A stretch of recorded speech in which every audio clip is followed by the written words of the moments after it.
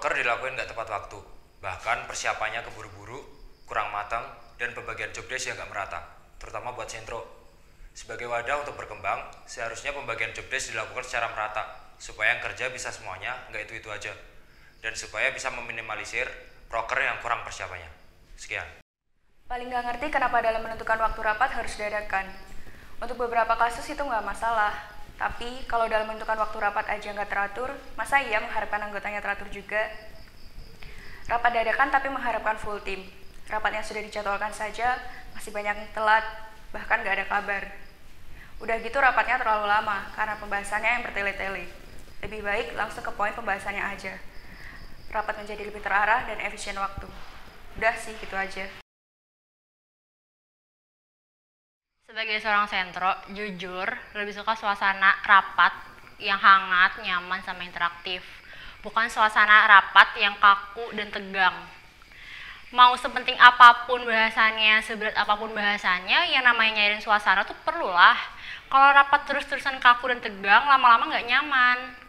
Nyairin suasana tuh perlu biar rapatnya nggak suntuk. Kenapa? Karena dari kita, kalau rapatnya kaku terus, tegang terus, lama-lama jadi males buat ikut rapat, dan jatuhnya jadi ngehindarin rapat. Kalau rapatnya dibawa santai, kayaknya sih bakal lebih asik. Kalaupun kita mau ngebahas bahasannya, bakal tetap kebahas kok dengan suasana yang lebih santai. Mungkin bahkan bisa lebih dibahas lebih luas, karena suasananya santai dan nyaman. Mau brainstorming pun juga lebih asik, gara-gara suasananya santai. Udah, gitu aja. Selama jadi sentro, yang aku rasain antara PHT, staff sama sentronya itu kurang banget bondingnya, kerasa banget canggung. Yang harusnya santai aja karena satu organisasi, tapi karena kurangnya bonding jadi ngerasa sungkan, dan buat apa-apa itu malu dan takut. Karena kurangnya bonding juga, beberapa sentro ngerasa nggak nyaman di bidangnya. Seharusnya diadain bonding session biar PHT, staff sama sentronya itu kenal satu sama lain dan ikatannya itu dapat. Jadi kedepannya kalau ngerjain proker bareng itu bisa enjoy dan gak canggung lagi. Karena jujur, kerja sama orang yang bikin canggung itu gak nyaman sama sekali. Itu aja sih dari aku.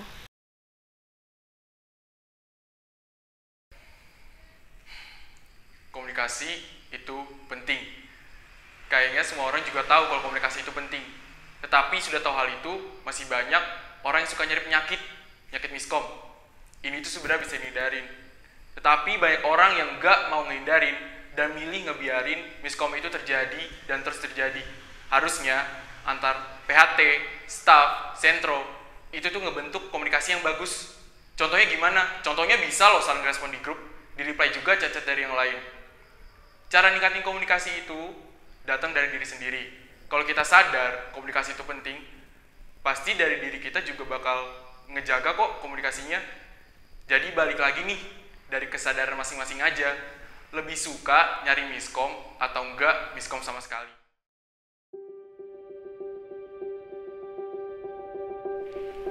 Sawadikap, Om Swastiastu, Namo Buddhaya bagi kita semua. Terima kasih untuk kakak-kakak bagi yang telah mendidik kami, membesarkan kami, serta semuanya untuk kami. Semoga kebersamaan kita akan berlanjut hingga sampai mati nanti.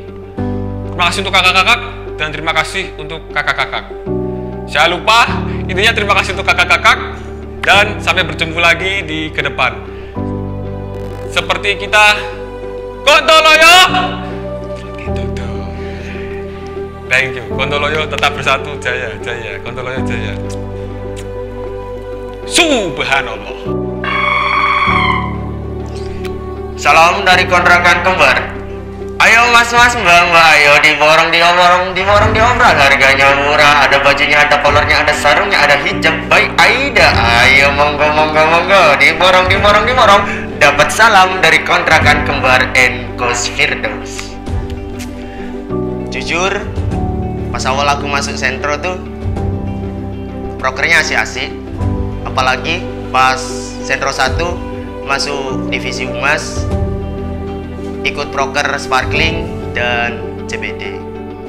Di sparkling aku merasa bahwa imanku bertambah kuat, tapi saat gajian selalu tidur. Kemudian di proker CBD seru dan asik sih, cuma capek banget. Semua itu terbayar saat di CPD ada joget dangdut bersama sih. Itu asik banget. Apalagi lagunya Satu Hati Sampai Mati.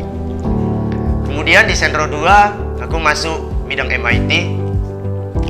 Awalnya sih merasa heran masuk MIT karena aku tuh nggak punya kemampuan di bidang MIT.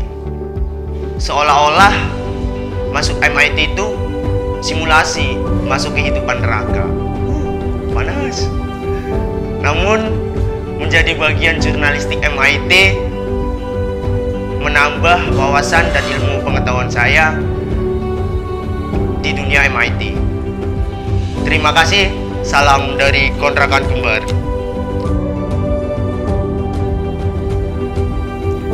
Semoga kedepannya HMS dapat menjadikan masa depan para anggotanya menjadi lebih cerah dan dapat menjadi wadah berkembang bagi para anggotanya, serta HMS dapat menjadikan anggotanya menjadi anggota yang kreatif dan inovatif.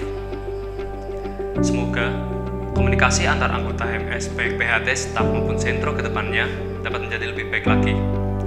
Bekerja bersama HMS merupakan pengalaman yang tak akan pernah terlupakan. Terima kasih. Makasih teman-teman sentro, makasih Mas Mbak PHT dan staf, karena sentro ini kami jadi bisa lebih paham gimana kinerja angkatan kami. Ada orang yang jarang kelihatan, lalu tiba-tiba muncul dan ternyata dia oke banget. Ada juga orang yang bisanya ngerusuh doang. Makasih udah ngebuatin proker yang buat kita jadi lebih paham sama angkatan. Semoga apa yang udah disampaikan teman-teman tadi bisa kita segera perbaiki, dan apa yang udah baik itu bisa kita pertahankan. Dan internal kita bisa makin akrab, suasananya makin seru, dan bonding komunikasi kita bisa lebih baik lagi. Jadi kita bisa enjoy buat ngejalanin dan ngejar setiap goals dari proker. Terima kasih HMS, hidup HMS UNS.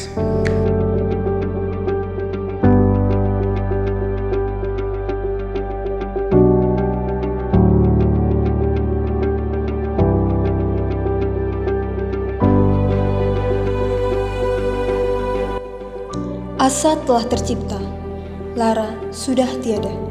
Semangat kian terpatri untuk HMS ku berdiri. Dengan langkah yang semakin mantap, aku siap melangkah bersama HMS UNS untuk masa depan yang lebih cerah. Menuju kejayaan hidup HMS UNS.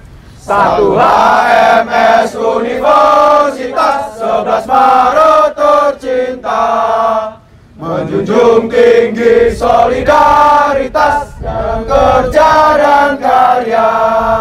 Sekuat beton bertulang baja, menopang tekad untuk mewujudkan sebuah cita Indonesia berjaya. Rapatkan barisan, kami siap melangkah menuju kejayaan hidup HMS UNS. Satu HMS!